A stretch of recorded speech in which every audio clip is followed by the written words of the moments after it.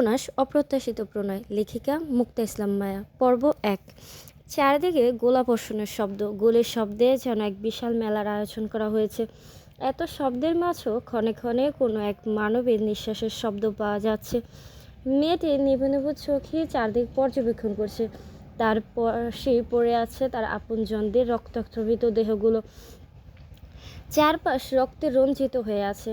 হঠাৎ কিছু মানুষের পায়ের শব্দ পায় মেয়েটি।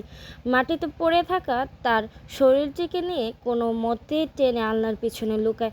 মেয়েটি কোনো মতে নিঃশ্বাসের শব্দ বন্ধ করে রেখেছে যাতে কেউ দেখতে না পায়। উঁকি মেরে দেখলো কিছু মানুষের পা দেখা যায়। তাদের মধ্যে কেউ একজন বলে উঠল, এই মেয়েটিকে দ্রুত খুঁজে বের করো, মেয়েটি এখানে কোথাও আছে। লোকগুলো চারদিকে ছড়িয়ে গিয়ে খুঁজতে শুরু করলো। মেয়েটি আলনার আড়াল থেকেই দেখছে। একটা লোককে সামনের দিকে আসতে দেখে দ্রুত মাথাটা সরাতে নিলে পাশে থাকা ফুলদানিটা পড়ে যায়। লোকটা কিছু পড়ার শব্দ পেয়ে বাকিদের ডাক দেয়। মেয়েটি ভয়ে চোখ বন্ধ করে ফেলে। কিছু সময় পর চোখ মেলতেই দেখে বিদেশিদের মতো দেখতে কিছু মানুষ তার সামনে দাঁড়িয়ে আছে, যাদের পা থেকে মাথা পর্যন্ত কালো কাপড়ে আবৃত। মুখে কালো মাস্ক, কালো প্যান্ট, কালো ওভারকোট, হাতে কালো গ্লাভস। মেয়েটি ভীষণ ভয় পেল। একটা লোক এসে তার নাকে কিছু একটা চেপে ধরলো। মেয়েটি ছোটার চেষ্টা করলো, কিন্তু পারল না, চোখ বন্ধ হয়ে গেল। বস, তাজরিকে কি করব? পিছন থেকে বলে উঠল ফারাজ। তার সামনে পায়ের উপর পা তোলা বসে আছে the danger king Fahim Chowdhury. তার মুখ দেখা যাচ্ছে না, কালো মাস্ক, রোদ চশমা দ্বারা মুখটা ঢাকা। শরীরে কালো শার্ট, কালো প্যান্ট, কালো ওভারকোট দ্বারা নিজেকে ঢেকে রেখেছে ব্যক্তিটি। হাতে থাকা পিস্তলের দিকে নজর রেখেই উত্তর দেয়, হুইস সে? ফারাজ শাসাতে শাসাতে উত্তর দেয়, বস, যে মেয়েটিকে আজ তুলে এনেছি সে মেয়েটির নাম ফাহিয়াতুন তাজরি। ফারাজের কথার উত্তরে ফাহিম বলল, যেভাবে আছে সেভাবেই থাকুক। ফারাজ আর কিছু বলল না। সে জানে কেমন মানুষ ফাহিম। সময় যাচ্ছে সময়ের গতিতে। তাজরি ধীরে ধীরে চোখ মেলে তাকায়। নিজেকে অচেনা জায়গায় আবিষ্কৃত করতে, শোয়া থেকে উঠে বসার চেষ্টা করতে আবার ধাম করে পড়ে যায়। চিৎকার করতে গিয়ে যখন দেখলো তার মুখ থেকে শব্দ বেরোচ্ছে না, তখন বুঝলো তার মুখ বাঁধা, হাত পা বাঁধা। মাথায় কে তাকে বেঁধে রেখেছে? মাথায় আসতেই সে চারদিক চোখ বোলায়। কেউ নেই তো। সে একটা ছোট রুমে বন্দি। সামনে একটা ছোট জানালা, কিছু ঘোড়ার শব্দ হচ্ছে। এসব ভাবতে ভাবতে দরজা খোলার শব্দ পেয়ে দরজার দিকে তাকায়। একটা লোককে দেখে তাজরি ভ্রু কুঁচকে তাকায়। লোকটাকে সে এর আগে দেখেছে বলে মনে হচ্ছে না। তাহলে এই লোকটাকে তুলে কোথায় নিয়ে এসেছে? তাজরি কিছু বলবে বুঝে লোকটি তাজরির মুখের বাঁধন খুলে দেয়। বাঁধন ছাড়া পেয়ে তাজরি জোরে জোরে নিঃশ্বাস নেয়। আর একটু হলে তার দমটা বেরিয়ে যেত। অকালে মরতে চায় না সে। সে মরে গেলে তার ভবিষ্যৎ জামাই বিয়ের আগেই বিধবা হয়ে যাবে। এসব ভাবতে ভাবতে রেগে ঘুরে তাকায় লোকটির পানে এবং প্রশ্ন করে, কে আপনি? আমাকে কেন তুলে এনেছেন? আপনাকে তো আগে দেখেছি বলে মনে হয় না। তাহলে আপনার সাথে আমার শত্রুতা কিসের? একদমে কথাগুলো বলে থামে তাজরি। লোকটার কোনো হেলদোল নেই দেখে তাজরি আবার কিছু বলার জন্য উদ্ধত হয়। তখনই লোকটার পিছন থেকে কেউ একজন বলে উঠল, ডোন্ট সাউন্ড। তাজরির সামনে থাকা লোকটি সরে গিয়ে লোকটিকে জায়গা করে দেয়। ফাহিম এসে তাজরির সামনে দাঁড়ায়। তাজরি তাকায় ফাহিমের দিকে, কিছুই দেখা যাচ্ছে না। তাই সে আবার প্রশ্ন করে, কে আপনি? আর আমাকে এভাবে তুলে আনার মানে কি? কিছুটা উচ্চস্বরে বলে কথাটি। ফাহিম ভালো করে মেয়েটিকে আপাতমস্তক পর্যবেক্ষণ করে। তাজরি দেখতে উজ্জ্বল শ্যামলা, চোখগুলো ছোট ছোট, চোখের মনিটা ব্রাউন কালার। তবুও সে চোখে কি মায়া! আশ্চর্যের বিষয় হলো তাজরির ঠোঁট।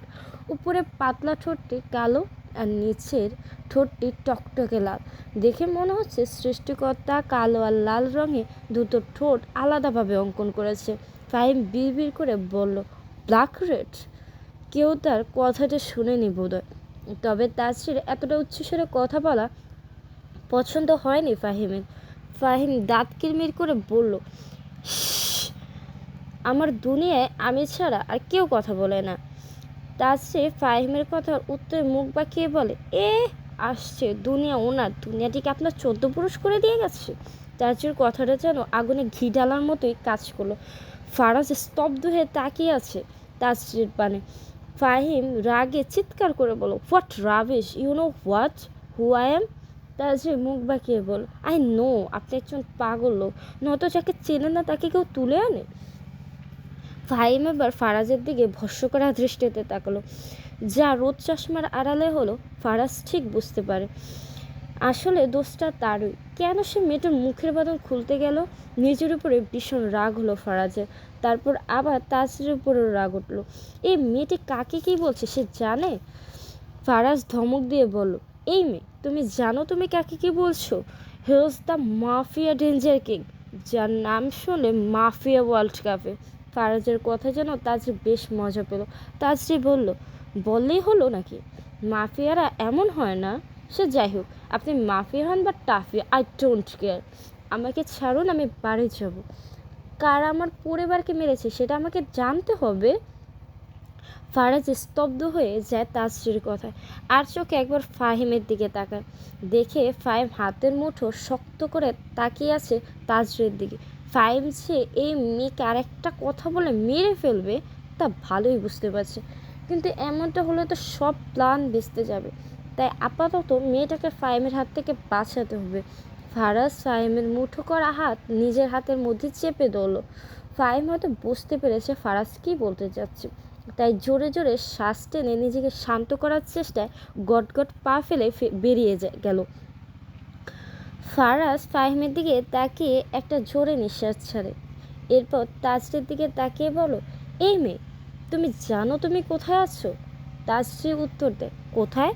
ফারাজ বল, তুমি এই মুহূর্তে হেলিকপ্টারে আছো। কথাটা শোনা মাত্র তাজরির দুটো ঠোঁট আপনা আপনি ফাঁক হয়ে যায়। ফারাজ তাজরিকে দেখে বুঝতে পারে তাজরির কথাটা বিশ্বাস করতে পারেন, তাই এগিয়ে গিয়ে তাজরির হাত পায়ের বাঁধন খুলে দেয়। ফারাজ জানে তাজরি কোথাও পালাতে পারবে না। তাজরি অবাক হয়ে তাকায় ফারাজের দিকে। ফারাজ বাঁধন খুলে দিয়ে দূরে গিয়ে দাঁড়ায়। তাজরি একবার জানালার দিকে তো আরেকবার ফারাজের দিকে তাকায়।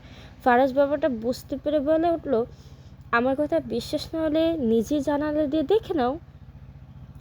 তাজরি ফারাজের দিকে একবার তাকিয়ে তার দুর্বল শরীরটা নিয়ে ধীরে ধীরে উঠে দাঁড়ায়। জানালার কাছে গিয়ে উঁকি দিয়ে দেখে সে সত্যিই হেলিকপ্টারে আছে। চোখ বড় বুক করে পাশ ফিরে তাকালি দেখে ফারাজ বেরিয়ে যাচ্ছে। বাহির থেকে শব্দ করে দরজাটা লাগিয়ে দেয়।